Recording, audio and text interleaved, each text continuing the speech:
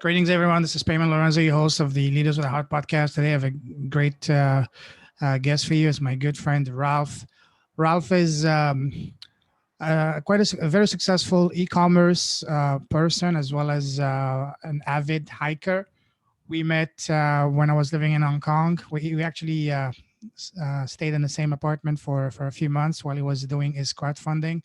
And since then, he's been doing really well with that. We're going to talk about that. Ralph, good to see you, my friend. Welcome to the show, brother. Hi, How are you today? I'm good. So yeah, I'm Ralph. I've been running like some e-commerce businesses since the last 5 years or so. hmm And So before we yeah, start, like before you get into your business, tell us about your story. Who's Ralph for people who don't know you? You can start from wherever you want. You can share whatever you feel like comfortable sharing. Tell us a little about you, the person. When we're gonna talk yeah, after about the business. I like to hike a lot. So I also like running, working out, like a lot of sports. Mm-hmm. So that's kind of what I'm doing right now. Mm-hmm. Cool. And when did you get? How did you get first of all into e-commerce? Well, it's been like many years ago. So I started like as a freelancer first. Basically writing copy for Amazon listings. That was like Mm-hmm. the first thing I did, and eventually that kind of worked well. I found some clients, and I developed that into an agency. Mm-hmm. So I added more like different ways to add Amazon sellers, and eventually did like full account management for Amazon sellers. And I also started my own Amazon business from there. So I started my own brand selling on Amazon. Cool. And yeah, eventually I sold that brand about Nice. like 2 years later after I started it. And then I reinvested that money into the business I'm doing now, which is like a special type of hiking socks. Good. Before we get into that, when you were growing up, what did you want to do? Like, when we growing up, everybody asks us, the teachers, the parents, family, what do you want to do, Ralph, when you grow up? So when you were, let's say, a kid growing up, what was your dream? What was your plan? What did you want to become?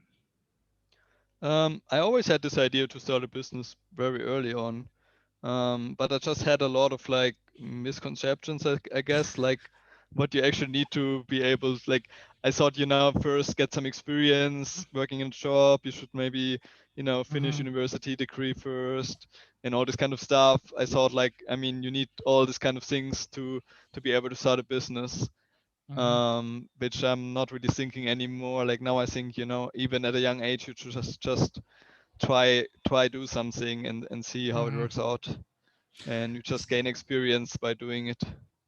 So you mentioned you always wanted to be in a business. Did you grow up in a family of entrepreneurs? Were your parents entrepreneurs? Did you have any influence from family, friends, relatives to get into business, or just you wanted to do that on your own? I mean, my father, he had like his own business, Okay. but it was more like a local shop. So he had like a, what is it called, a dry laundry, something like this, like Oh, a, nice. Okay. Yeah. like a dry cleaner, yeah, Mm-hmm. something like that. Mm-hmm. And that was basically the only one in his village. So he had like, I think it was doing well. Mm-hmm. But eventually my parents got divorced and we moved away. And I mean, my mom also had later her own business. So she had like basically, what is it called? Like a barber for dogs. Okay. What is it Oh called? wow. Yeah, yeah. Dog barber. That's nice. That's a Yeah, very yeah. good business. And Yeah. she did it basically in a little bit different. So she basically had a car and she went to the clients. Nice. Oh, okay. In house. Okay, that's awesome. Yeah, so Mm. basically she would come and visit the customers and then basically cut the hair of the dogs. And and eventually she also added like selling a special type of dog food Mm. So when you in were addition to that. Yeah. okay, so when you were in school, what was your favorite subject in class? I was always good like with numbers, so Mm-hmm. like all like physics and all the science based things. I was always good with that. Like physics, chemistry, and math. Nice, nice. And then, okay, so were you big into sports growing up, or like because especially in Europe, it's more like football or whatever. Were you into that or not at all? I did a Especially lot in, of like inline skating. oh So wow. that was kind of my thing. Like I was like basically in summer like all day Mm-hmm. skating, and then also like half pipes and stuff like that. Mm-hmm. So like also like on the street and with half pipes, and Mm-hmm. so that was what I was doing like all day is skating. Did you have a hero growing up, or like like an athlete or a person that you looked up to, or not really? Can't really remember any Okay. specifically. I mean, I was never really into like, football or other like team sports, or like I never Mm-hmm. had a TV, so it was also probably That's a good because thing. I wasn't really into that much. That's actually an excellent thing. Yeah. Okay. So, how did you get introduced to the world of Amazon?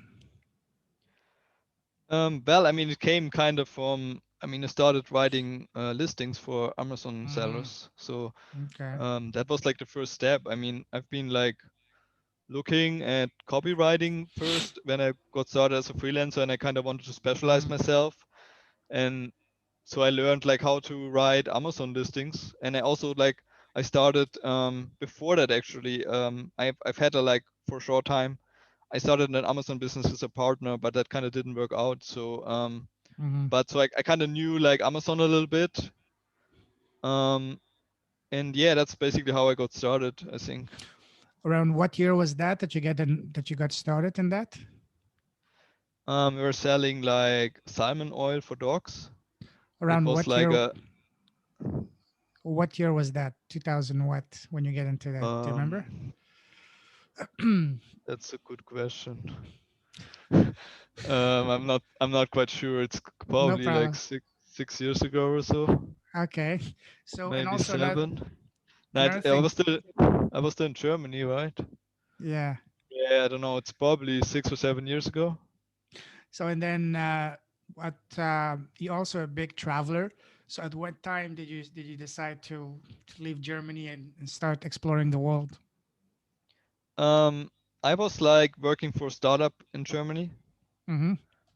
and so basically at some point I kind of wanted to leave because I wasn't really happy with the weather, especially in winter. Yeah. So I'm like, yeah, I want to go some other place where it's like warmer, more sun. And yeah, so eventually I had like, since I was working in a startup, it was quite informal. Mm-hmm. So I had like, my boss was more like my friend, so it was like very easy, like Mm-hmm. like so I asked him basically to switch my role. So I was at the time I was like a marketing manager, Mm-hmm. and I was actually the first employee of that company. So Nice. and I built up the marketing team in the beginning, and then eventually I switched to like more like a project manager role. Mm-hmm. And so I was working like with developers in like different places, mostly from India and Pakistan.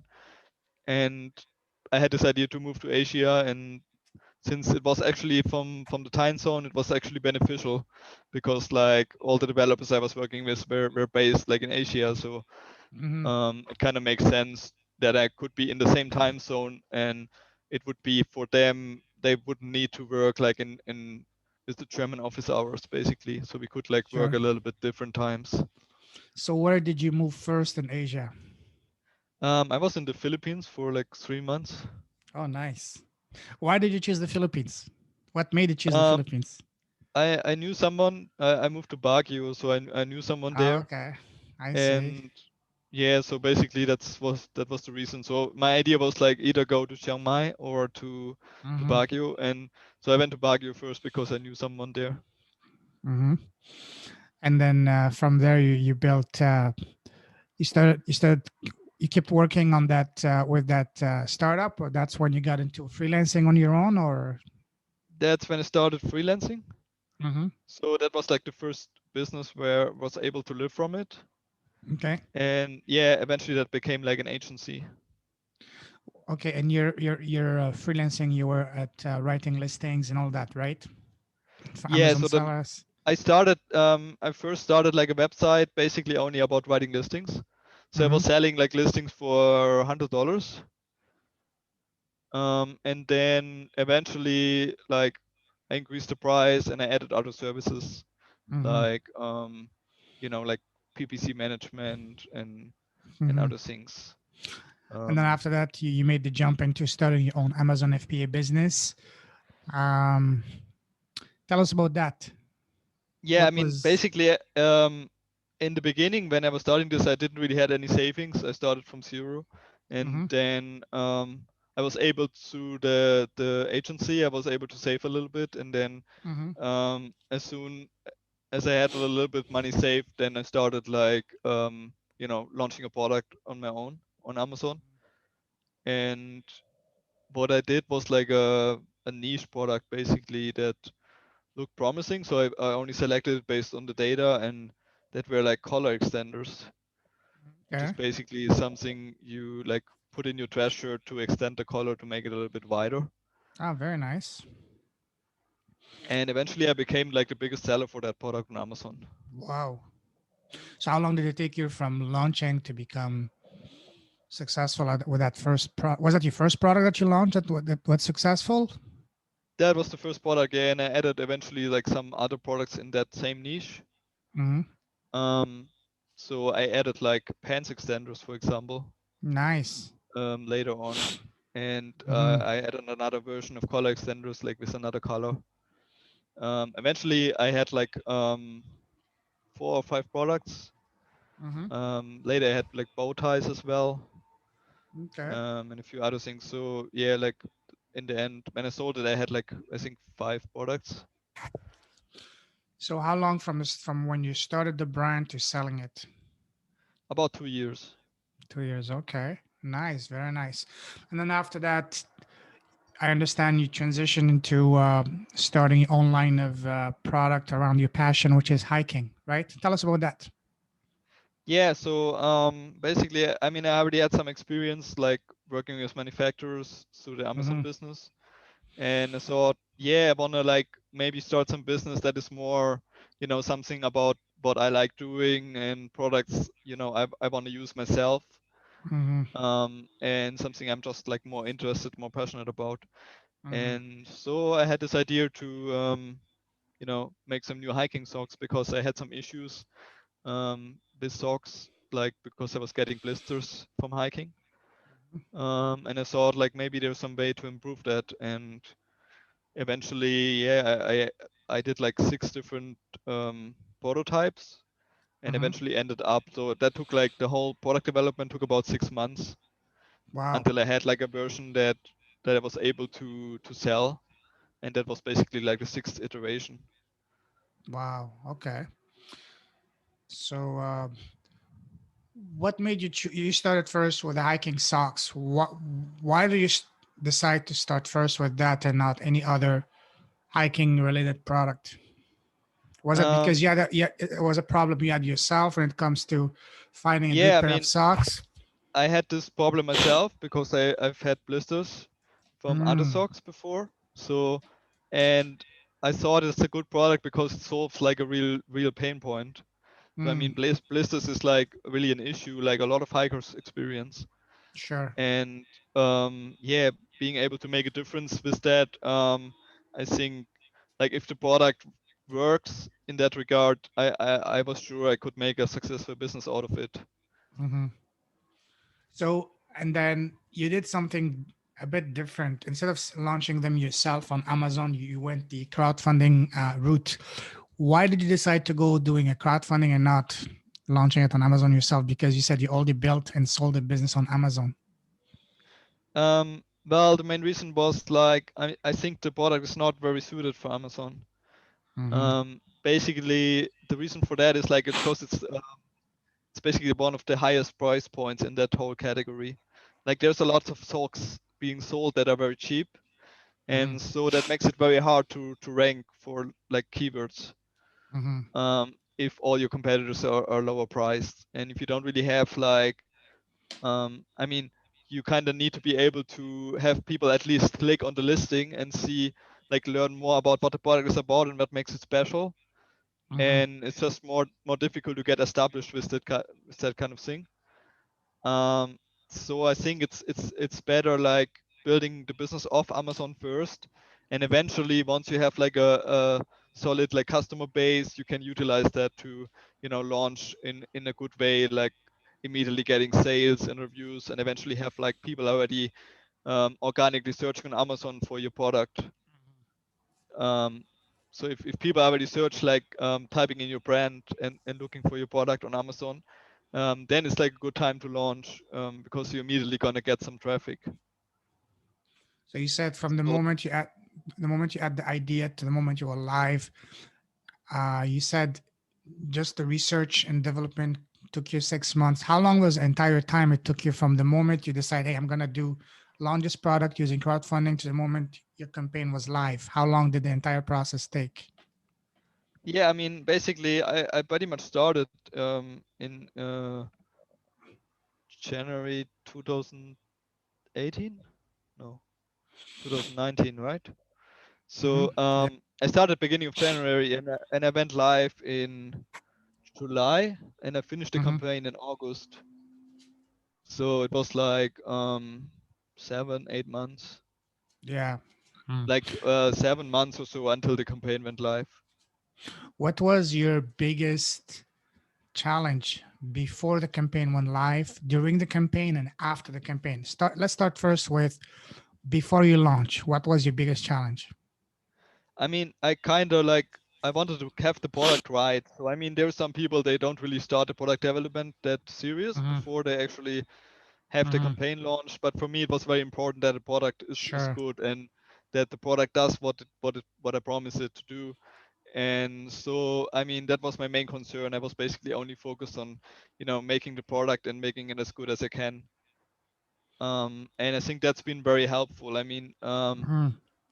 I'm very confident now that like basically still like I have the best hiking socks on the market, and I think that's Yeah. been like, so important for the success overall of a business, because um, I have a lot of like customers that are just big fans, and they tell their friends about it, and they buy more socks and they give them to other people, and that's just been like such a big factor in growing the brand to the level where it is now. I agree with you that having a top quality product is the most important thing. And I'm going to that myself because I'm also launching my campaign soon. And for me, the most important thing is the actual quality of the product. So I agree with you. And I will vouch for your socks because I have, you are graceful enough to give me a pair when we're living together in Hong Kong, and I still have them. And believe me, this is the only pair of socks I wear. These are the best socks I ever had. I'm gonna be in the next few days. I'm gonna be buying some more from your website because I love them for myself, for my father, for my siblings. Because I can tell you guys, not only they're very comfortable, but also they're very. It does. I'm not a hiker, but I use it every day, especially here living in Canada. It's pretty cold, especially for winter. It's perfect. And just like what it says, what it does, you can wear them for multiple days. It's not gonna stink, and it's seriously Ace socks. I'm not saying this because Ralph is my friend, but I'm saying it in a very objective way. Ace socks are the best socks I've ever had so far. So yeah, good job on that. You're right that quality is the most important thing because if the product is not good, then you won't have a good business because the foundation is not strong. So that's something really good. Good job for that. So you said for you the quality was the most important thing. So when you were doing your development, what was the biggest challenge during the development phase? Well, I mean, it was actually very difficult to find a factory that was able to make them the way I wanted to. So I started off like looking at some socks from competitors. So I've been looking Hmm. at all like the biggest hiking sock brands and so on. I ordered socks from all these brands and I tested them and like found out what I liked about them, what I didn't like about them. Um, I took them on hikes to see if I get like blisters from it and so on. And what I found is like I kind of like to have some compression, um, and also like it helped a lot because the socks didn't move. So I wanted to have compression in the sock. And then the other part that kind of was really important was like to have two layers. So I had this Mm-hmm. idea to have like merino wool on the inner layer because that's like directly at your skin and it wicks moisture away. And Mm-hmm. it's also like naturally it is like antibacterial, so it doesn't really stink that easily. Um, but in order to have compression, you had to had like some synthetics, so like polyester and spandex to keep the whole Mm-hmm. thing together. So basically, this whole idea that you have merino wool on the inside and then on the outside you have like a compression layer. Um, that was like I think no one else ever came up with that. And so that was like basically the basic idea I had. And then I was like looking for factories that could like make that kind of thing. So I started out with like trying to have factories like make basically like a copy of like competitors just to see what they're capable of. And then I started like asking them to make that kind of prototype with these kind of two layers and also have like silver on the inner layer Mm-hmm. because it prevents smell and it kind of creates this like bacteria free zone around your feet, which not only helps with the smell but also like can help with blisters because like if your feet are, for example, you go to a stream and it helps a lot if you don't have bacteria around your feet. Sure.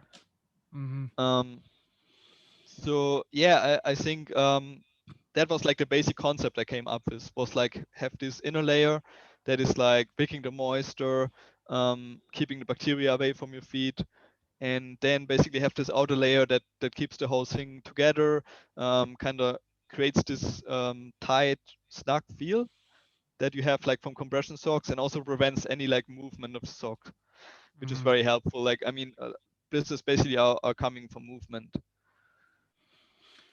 And one issue that we hear a lot when it comes to e-commerce and Amazon FBA, especially with dealing with Chinese manufacturers, is once your product becomes successful, the risk of your factory becoming your biggest competitor is pretty big. Did you face that? Did your factory basically try to compete with you once the product became successful, or did you in advance sign some kind of agreement and contract to make sure that hey you cannot? Do you basically sign like a non-compete or in China and then non-compete, non-circumvent, and non what is the last one? Not tell type of agreement with them to protect yourself? Yeah, I have some sort of contract like that. I'm not sure it's not exactly called like this, but like a supplier agreement, and it includes like, for example, that they're not allowed to, make the same type of sock for themselves or anyone else. I mean, they're only allowed to make for that purpose to supply me, and like for example, Mm-hmm. all the trademarks and so are owned by me, and Mm-hmm. um, so basically that's part of the contract with the supplier. And And you I think trade. like it helps a lot because like I mean I've been to the factories multiple times. Basically all the I mean it's not just one factory. There's actually multiple factories involved, and I've visited all of Mm, them. okay. I know all the like responsible people like managers and so on. I know them personally. And there's basically only one factory that was able to make this product, Mm-hmm. as far as I can tell. So I've tried like a couple different factories, and basically that was actually a funny story because one of them like tried to use that factory that in the end I ended up using to make the sample for them because they weren't able to make it on their own. So basically they went and asked them to make the sample, and I figured like okay, we have like two samples and they were exactly the same, but the one had a little bit higher price. So I thought, okay, they must have copied it like from the other and gotten it from the other factory. And so in the end, like basically only one factory was able to make it with the requirements I gave them. And in Yeah. some way, I think that's a little bit of a risk, of course, because um, you know, like if the factories, for example, can't produce the quantity that you need, or you might, if you have any issues with the production, it's kind of like a risk because you don't really have alternatives. But in other ways, also like it kind of protects your brand because it's not easily to copy the product.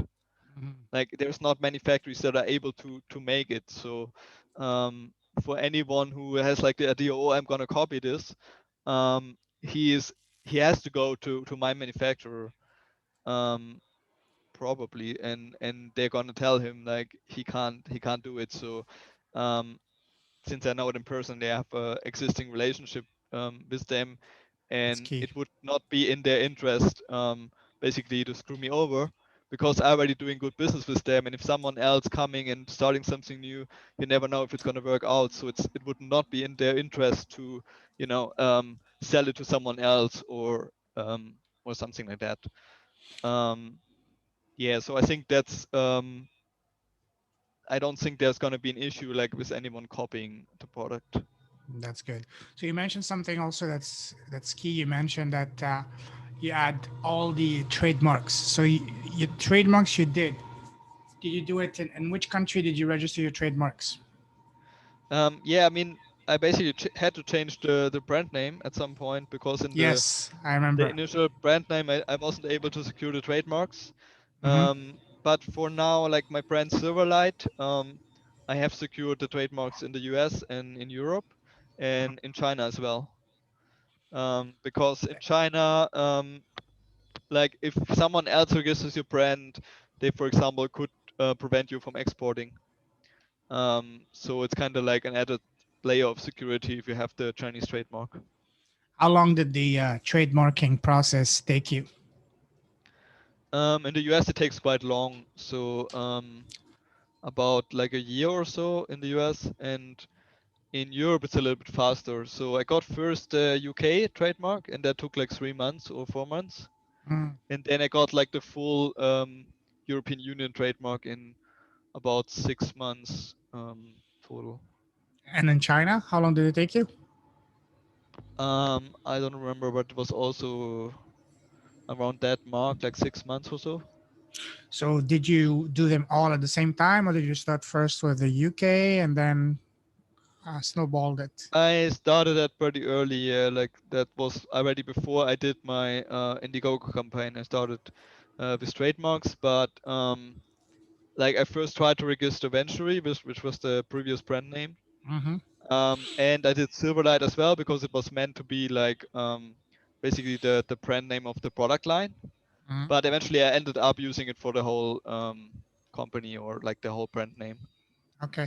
Speaking of that, tell us about your socks. What makes your socks so special and so unique? Well, one of the aspects is like the silver in it, of course.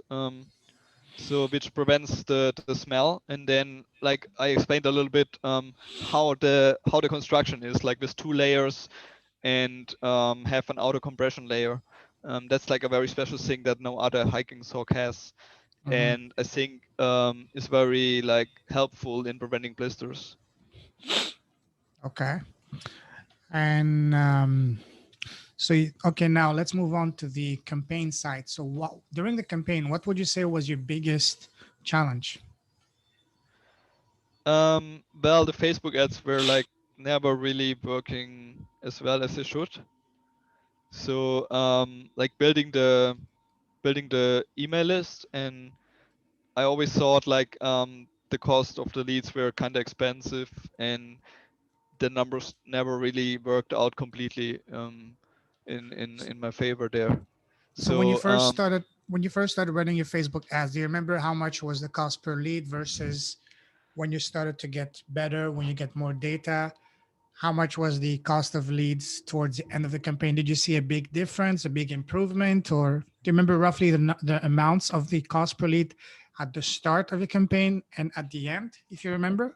like the biggest issue I think we did was like we've been running only to US for a long time, Mm, and the lead cost was just too high for US.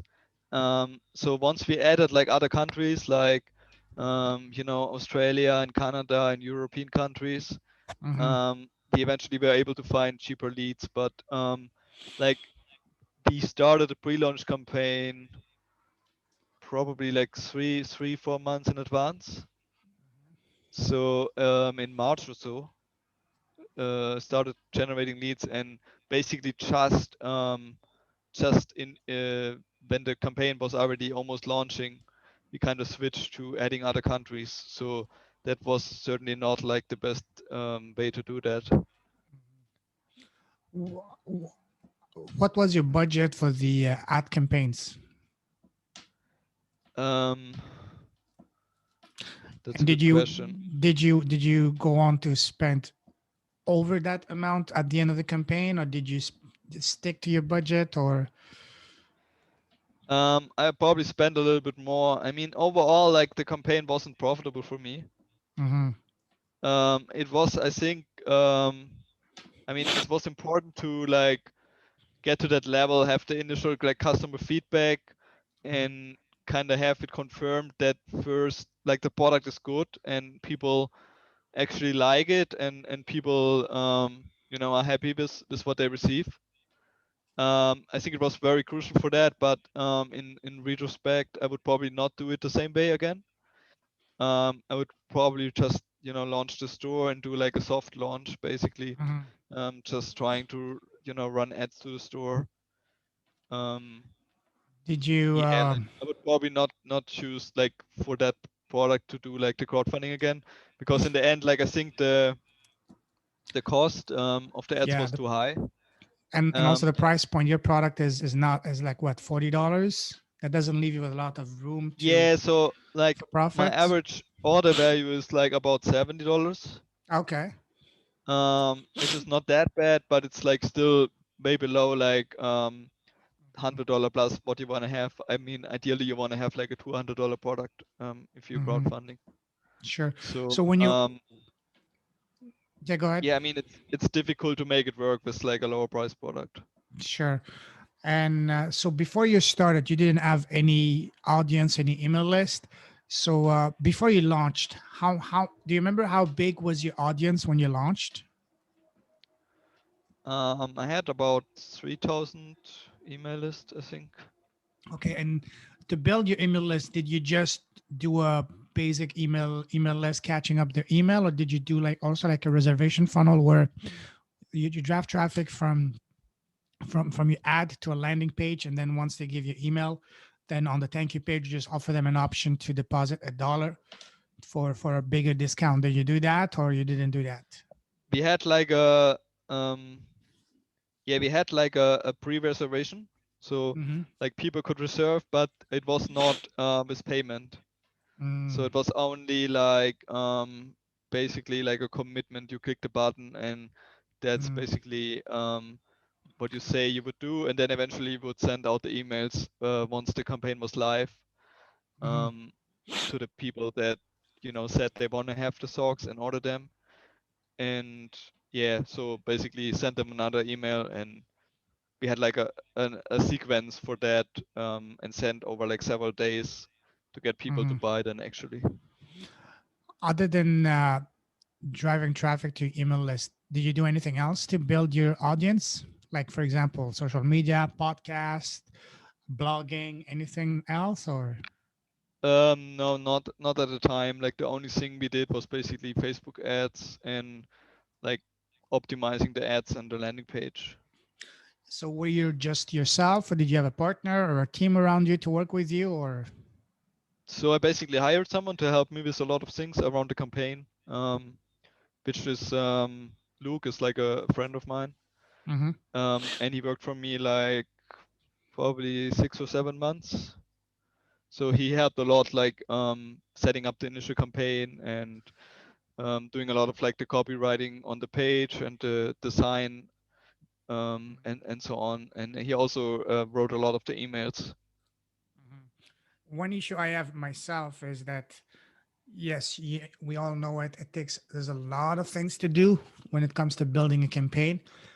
Where do you find the right person to hire or the right person to partner with? That's always an issue, a challenge. So, do you have any tips for that, or what did you use? What method, what approach did you use to find Luke? Well, I mean, well, he was my friend already, so it was Mm-hmm, like I kind of knew what kind of skill set he has, and mm-hmm, so it was like, it was like not so hard to figure out that it could be a good fit. And I mean, honestly, if you want to hire let's like someone you don't know, it's very difficult to find the right person. sure, Sure. Okay. Um, what's your vision now for Silverlight? What products do you have lined up now? Well, the problem is a little bit that we're still like cash flow is still pretty tight. So like last Mm-hmm. month, it helped a lot because we had like this video that basically blew up the sales, and then now I'm like out of stock on like half the sizes. And it was also very helpful for cash flow because it was like affiliate. So the margins are pretty good on that one. Which like led to a big profit last month, which I can now reinvest to get more inventory. But of course, I still run like out of stock now, and then at the same time, it's like Chinese New Year, so the Mm-hmm. factories has been like closed for like a month almost, um, which kind of means I'm gonna be back in inventory like maybe beginning of next month. So it's still gonna take like a whole month until I Mm-hmm. have stock again, and after that I hope like because now I can put in a bigger order with the cash I generated, and um, I expect not to run out again after that. But so far it's been like still an issue, staying like I was already sold out in November, and now I'm sold out again basically on like many sizes. So it still like has been an issue to keep inventory Mm-hmm. continuously in stock. And the next step would be probably adding some more colors, which like just because of the capital requirements and high MOQ, I wasn't really able to do that. Like I said, I even have problems staying in stock with like the one color I have. Mm-hmm. So it wasn't really feasible to add another one so far. But we want to add like one or two more colors. So the next one would be like blue, and after that, some lighter gray. And I'm still like working out a little bit what's the exact color, because I've been having some prototypes, but they didn't really hit like the color I want. So it's still a little bit of work to do on that part. And Mm-hmm. eventually, I want to launch another new product, which would be like a base layer or t-shirt.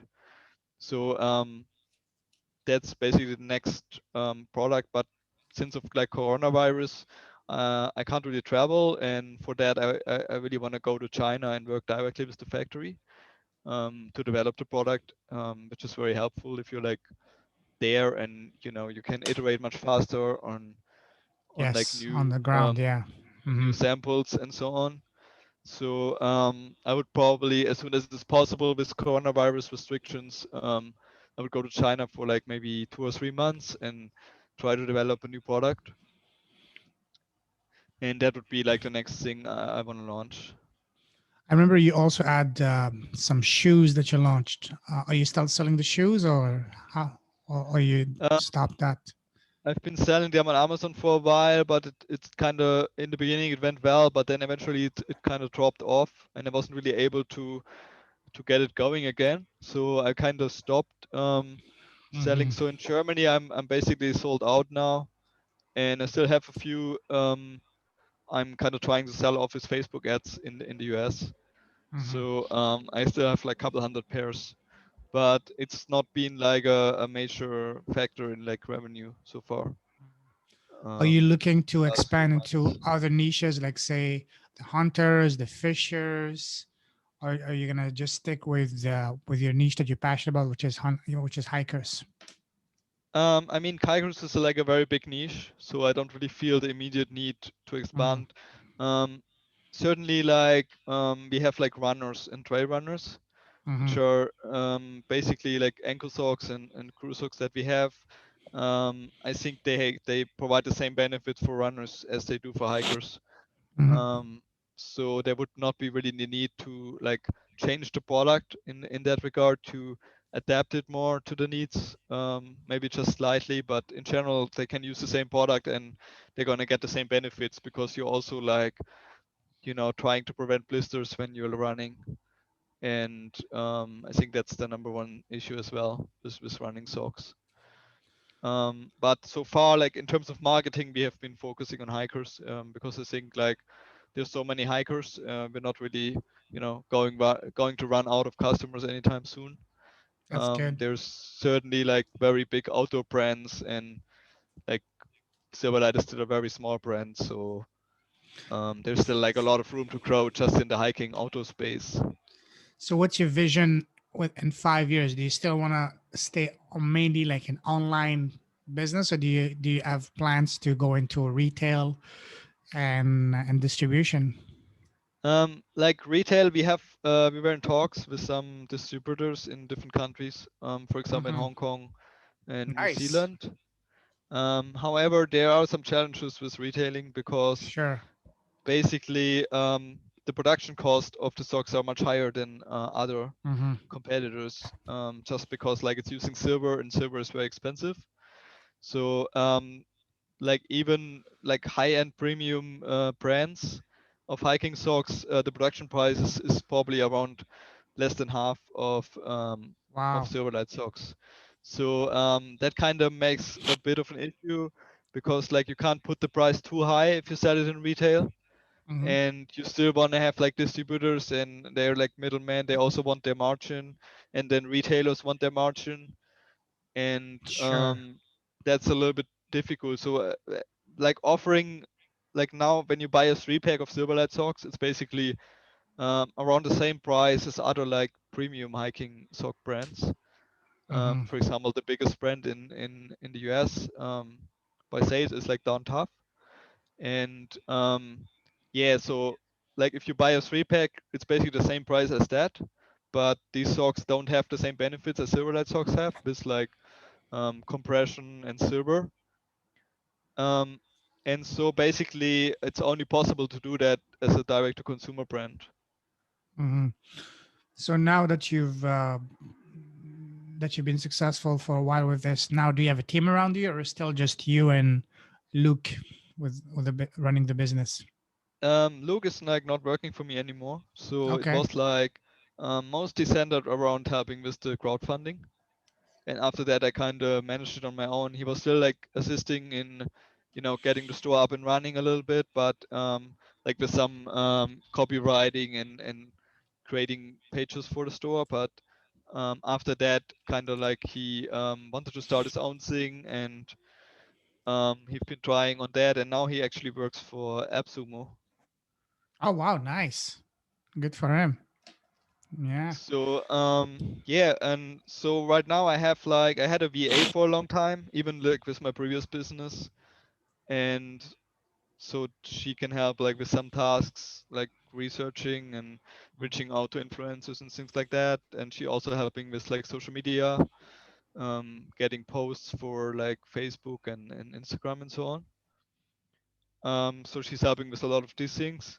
Other than that, I have like a developer who's like helping with all issues related to the store, Hmm. because like the store has a lot of like custom coding, and there's a lot of things that are like um, yeah, like a lot of things have changed from like how normally it would look like, Hmm. also in terms of functionality. So even though it's like just like a one product store, basically it's in terms of technology, it's quite difficult in terms of what was implemented there. So spend a lot of time adding things to it and changing how it Hmm. works.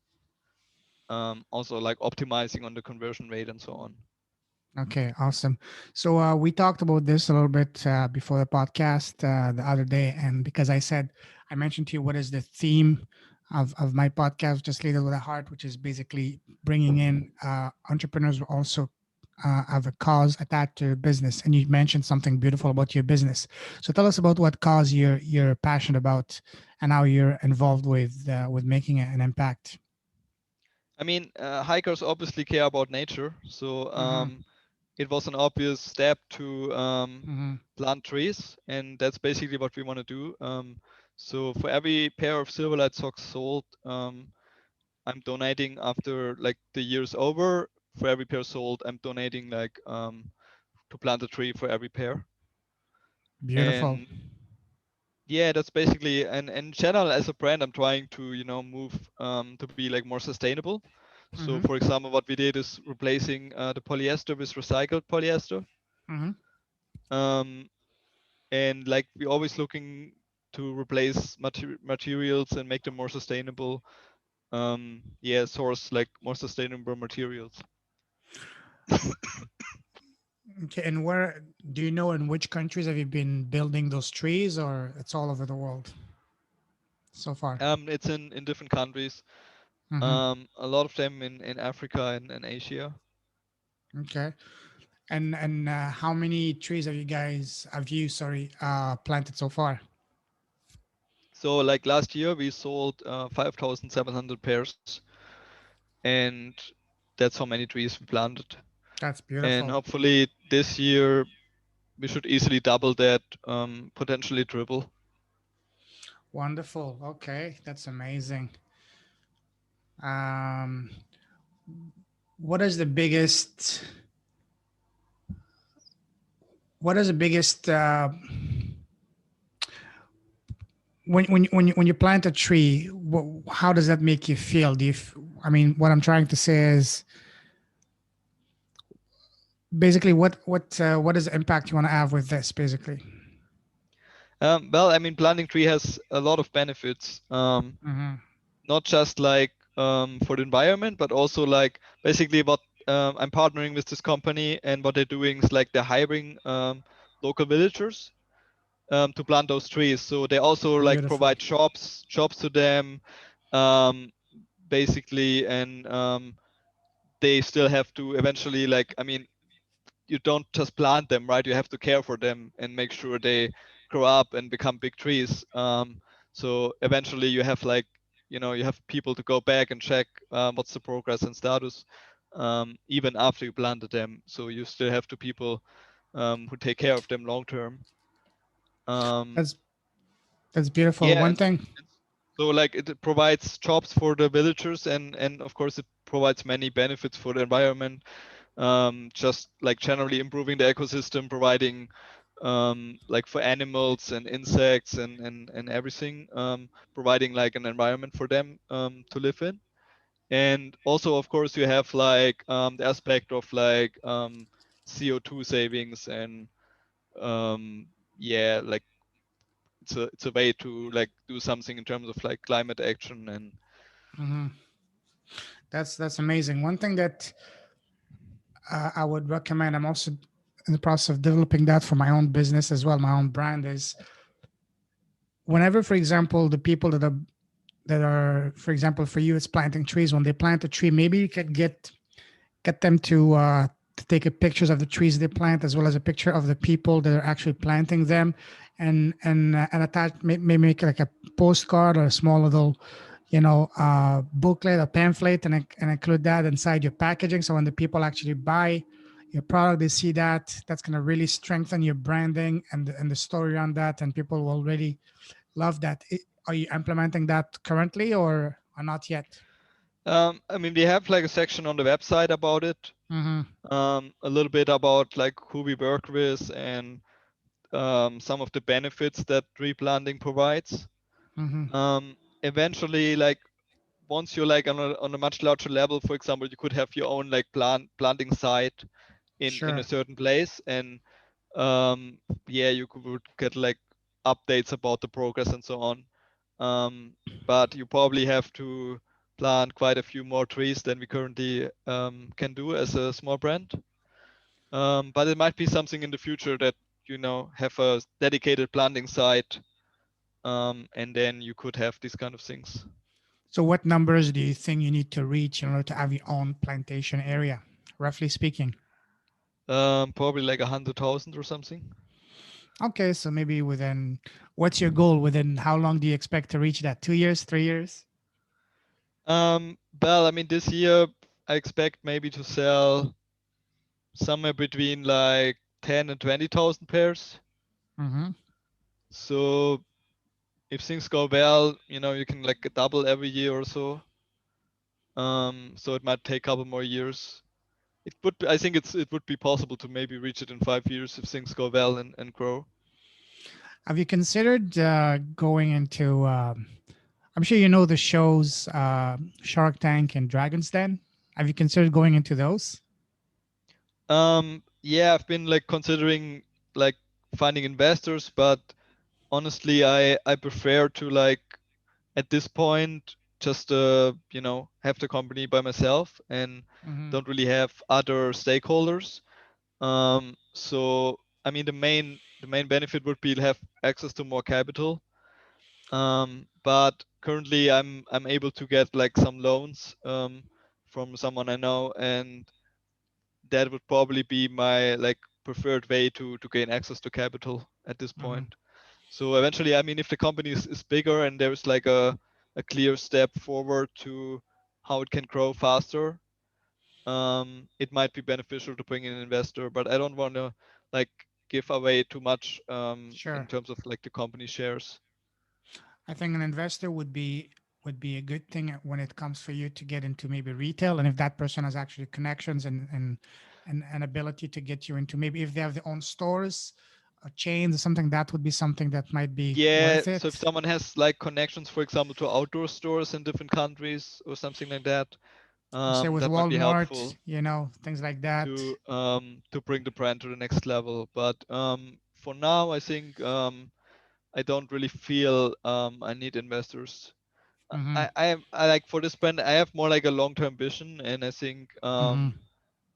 it's better if I have like the full control over the company, Mm-hmm. because then I'm able like more on executing that long-term vision. So I don't really think like, if I bring on an investor now, maybe I can grow a little bit faster or like have Mm-hmm. a little bit more access to capital. But if I just, like grow organically and on my own pace, and over 2 or 3 years, I might get at the same place. So, I just keep it like steady and just see how fast it can grow by itself without adding excess other capital to it. What's your long-term vision and game plan? Do you want to build this as big as it can, or do you have exit strategy to sell it within 3 or 4 years, or within once you reach a certain milestone in terms of sales? Because you've already done that, you've already built and sold successfully a business before. Is that something you're considering, or you just want to build that to as big as you can? Yeah, I think more long term for this. I mean, this is like the brand I really wanna do, like because that's Mm-hmm. like the products I'm passionate about, and Mm-hmm. like in terms of gear, like that's kind of the products I want to have myself and use myself. Mm-hmm. Mm-hmm. So my long-term vision is more like I might have a different role in the company. So I might have someone manage like the day-to-day operations at some point if it grows more, Mm-hmm. and I would Mm-hmm. be more like basically working on developing new products as a full-time Mm-hmm. job, and basically go out hiking a lot and testing out different things, right? Testing out different prototypes and so on. That would be probably my ideal like role in the company in the future at some point, once it's big enough to hire someone to manage the company. Okay. um, but yeah, I think I don't really have any intentions to sell it, or have like a quick exit. It's more like I want to build a company that like lasts 100 years. Oh wow, like a legacy. That's beautiful. Okay. Um, are you the kind of guy that likes reading books? I used to read a lot of books. Lately I haven't really been able to. One of the reasons might be that my Kindle is in Thailand. Because yeah, like since I came here to Vietnam, and it was like I still have a lot of stuff in Thailand, so I was planning to Mhm. come for 1 month, and now I'm here like for 1 year. So some of my things are still in Thailand, and I wasn't really able to get back there. So eventually, once like restrictions are less and it's easier to travel Mhm. again, I have to go back to Thailand and take care of that things. But yeah, I mean, I used to read a lot, and now I'm like more online. I'm reading things, but mostly, I mean, I don't really feel like, at least in terms of business, I don't really lack the knowledge, because now I've been like doing e-commerce for like many years. So Mhm. I don't really feel like, and if I really want to learn something specific, there's a lot of like free resources. Sure. So I'm trying to, like watch YouTube videos or something like that. Yeah, What's so in your terms of business, I don't feel I'm lacking any knowledge in terms of like how I can pretty much know where I want to go with the business. Mhm. Um, yeah, and I'm not really concerned about like competition or anything like that. I just try to grow at my own pace and make good products. That's Mhm. basically the idea. Awesome. What's your favorite book? What book did you say would you say has had the biggest impact on you? I think 4 Hour Work Week was very impactful on me, just Mhm. because of this idea that could only work a couple hours a week and have this kind of lifestyle business. It gave me like a totally new like perspective on what business could be, and eventually I was able to realize that with the Amazon business I had, because in the end it only required me to work like maybe 2 to 5 hours a week, and I was Nice. doing pretty well. Like certainly easily earning enough to make a living from it, and yeah, so basically I kind of realized that after like a few years after I read that book, basically I actively worked towards that goal and eventually got there. Mhm. And what to say? So you mentioned the 4 hour work week. Are you living the 4 hour work week right now with your current business, or it takes you more than 4 hours per week to run it? Now, no, like right now I'm working a lot more than that. Um, but Yeah. it was more like I like to have the option. So The it's idea, more yeah. like, I'm actually kind of right now I'm working on outsourcing a lot of my like day-to-day tasks. Mm-hmm. So I can focus more on other things to grow the Mm-hmm. business for long term. And also I still have the option maybe to only work a few hours a week if I want to. But right now I'm like more focused on like growing the business, and so I'm spending a lot more time on that. So I'm probably working an average of like six hours a day or so. Okay. Sometimes a Nice. little bit more. So it depends. But I take off the weekends, so I only like on weekends I usually go hiking. Okay. So I'm like, yeah, probably working like around 30 hours, 30 to 40 hours per week. Do you listen to podcasts?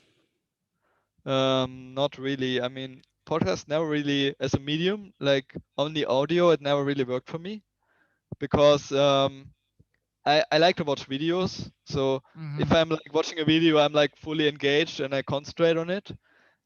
If I'm listening to audio, I kind of like I start to do something else, and eventually I'm not focusing on the audio anymore. So So when you go, and so when you go it's not hiking, really you don't. working for me. So when you go hiking, you don't listen to podcasts, or you listen to music, or you just want to I don't take in the really nature. listen. Mm. Yeah, I want to hear the sounds like of the birds and the waterfalls and the water flowing and all these kind of things, more like the sounds of nature. Yes, beautiful, Um, beautiful. so I don't really want to have like go into nature and listen to music. Hmm. Let me ask you a question that's going to make you think. What did you learn this year that has had the biggest impact on your business and on your life? Um, I think like you would think like you're more secure if you have your own store. Sure. In terms of like risk, for example, if you compare it to Amazon, like Amazon Mm-hmm. basically they can shut down your business any Oh yeah. time if you only rely on that. So you Mm-hmm. think like once you're like having your own website and you have multiple channels, you're much more secure. But then there's still a lot of risk. Like for example, something like coronavirus can just like completely eliminate your business like in a short time. Sure. So this is like that you kind of have to more steps to like having more products, but also like trying to be more secure in that regard in kind of these kind of things that can happen. I kind of realized that there's still like a lot of things that can go wrong even once you like you own your own email list, and it seems to be that you're like more in control than if you're like on a Mm-hmm. platform. But it seems like there's still a lot of things that can happen. For sure. For sure. Definitely. Especially Amazon is getting completely. I mean, it's getting more and more competitive. Lots of you know it. Lots of black hats people and all that. So you're definitely right. Let me ask you something fun. Let's say you had a time machine right now. You can go back to when you were 18 years old. Let's say you're sitting in front of you when you were 18. What would be the number one advice you would give to Ralph, the version of you at 18, the 18-year-old Ralph? Yeah, I The mean, number one advice. I kind of mentioned it a little bit before. Like I had all these kind of misconceptions what it takes to start a business. Mm-hmm. So I would definitely tell, like, I mean, don't go study, like, don't do all this kind of stuff. Just start a business and go for it. And um, I think that's the kind of advice I would give myself. Mm-hmm. Cool.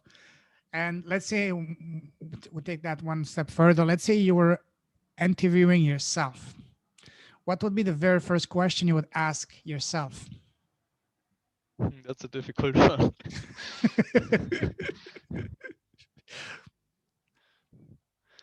I mean, just basically how I ended up here. It's like maybe the Mm-hmm. whole things over the last years. Mm-hmm. Um,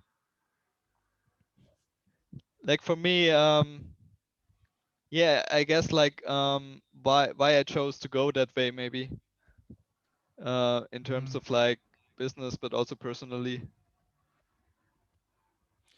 Okay. And one last question before we end up. If there's one thing or one decision you'd make differently that would have a different outcome in your life, what would it be? Well, I think now maybe selling the Amazon business wasn't actually the greatest idea. Just because for a long time I didn't had any cash flow, and I think now like in the perspective that everything like took longer than you expect it to take, it would probably be very possible to use the existing cash flow from that business to build a new business instead of like having that lump sum and investing it Mm-hmm. into a new thing. So it might have been smarter to just use that cash flow to build up the new business and still keep the other business because Sure. like as I said, it didn't take a lot of time to manage. So now I might have like if I would have the same decision again, I might have not done it that way. I would probably have kept the business and just Mm-hmm. use the cash flow to build like my new brand. Okay. Do you have any tips for anyone that wants to start an e-commerce business in 2021 and beyond? Is it too late? Is e-commerce dead? Is Amazon FBA dead? Uh, What would be your advice for someone that's looking to start now? I think Amazon is very difficult Mm-hmm. compared to like how it's been like 5 years ago. Oh, So sure. like when I started my Amazon business, like it was a lot easier to launch products. Mm-hmm. It's gotten a lot harder now, and I think you need like quite a bit more money now to even get started to that level where you have like you know building some traction and getting enough reviews Mm-hmm. and everything. Um, yeah, what I would suggest, like if you're a total beginner, I would probably not doing e-commerce. Um, like I would probably start like in a freelancing role, and then like Mm-hmm. maybe if you wanna if that's your goal, like starting an e-commerce business, it makes sense that you start as a freelancer working with e-commerce businesses, so you learn more about how they run and how everything works and how everything comes together. You learn also more about like the tools that are being used, software, and so on. And once you have this kind of knowledge, like hands-on working like with e-commerce businesses, Sure. then it kind of makes more sense to Mm-hmm. start your own start your own store. And it might be Yeah. good a way like test initially with dropshipping, Mm-hmm. because like there's a lot less cost involved. So dropshipping I think can be a good way to eventually transition in your own like brand. So if you find like a product that works, but you can find like that you can dropship, and you see like you can get sales with that, you could like start adding your own logo and eventually add like change something on the product and actually make like a custom product from that. But you Speaking have of the drop, benefit that you already have customers and are able to get sales, so you just basically make a better product, and you should be able to leverage that for long term. Speaking of dropshipping, do you think that dropshipping is still a viable business to start, given the latest updates for the Facebook algorithm that basically completely some people are claiming that it completely killed dropshipping. Well, I don't think so. I mean, there's still like brands being built, and I mean, generally there's not a difference between if you're like having a brand or a dropshipping business. Mm, It's just more like, I mean, what you need to do is like branded dropshipping. So you need to appear exactly. like a brand, and you need to build that kind of content that a brand has, and you need to, kind of like leverage something about around your product, like build a community, Hmm. something like that. So just throwing up a product on a store, it's not going to work in 2021. Sure. um, but if you like start actually, building like an actual brand, even like with a dropship product, and you're able to generate some revenue, you might be able to use that to transition into an actual brand. Because like dropshipping business, even if they work, they seem to be like relatively short-lived. So they might like totally blow up in a couple months, but then it's like a fad that's over, and you don't really want that kind of thing. Even if it might be very profitable, you want to have something that you can transition into like a long-term brand that is like sustainable and can Hmm. exist for like many years in the future. Yeah, awesome. Great wisdom, great tips. And if someone wants to reach out to you, where can they find you, Ralph? um I'm easily reachable. Just message me via my email. So I have like ralph@silverlight.store. Wait, Ralph at silverlight.store. Okay. What's your website again? Yeah, that's silverlight.store. It's like the website address. Silverlight.store. Okay. And okay, so yeah, on your store and on your on your email. Okay. Is there any last minute parting tips you would like to give to anyone considering getting into e-commerce or getting into crowdfunding or building a business with a mission? Any parting tips you have for that or comments? Um, yeah, I mean, generally, like, I think it's important to think long term, and make sure you have like a good product if you sell in e-commerce. I Hmm. think the product is like the foundation. So even if you like drop shipping, you need to make sure alter the product, try it out, make sure it's good quality. Um, you can't really succeed with a bad product. Okay. And one last question I forgot to ask you earlier is how important is it in 2021 and beyond to have a cause attached to your business? Um, I don't think it's like a requirement to succeed. But on the other hand, I think it's just the right thing to do. So I mean, for me, it's just like I want to build a business that's sustainable and eventually, maybe get certified as like a B Corp or something like that. So that's my longer term plan.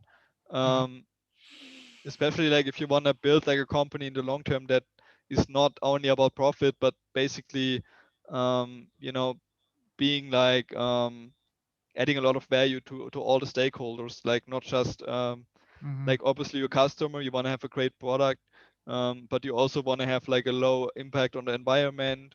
You want to Mhm. have like employees that are happy to work there, and so on with everyone that is involved. Basically, you want to create value for everyone, not just like make a profit. Absolutely. Spoken like a true leader with a heart. So, Ralph, thank you for being on the show. You've been amazing catching up with you. And also, you're definitely an amazing leader with a heart. So, with that, I salute you and I wish you a great evening. Thank you. And we'll catch you later. Take care, brother. Thanks, yeah, thanks for having me, and goodbye. Take care.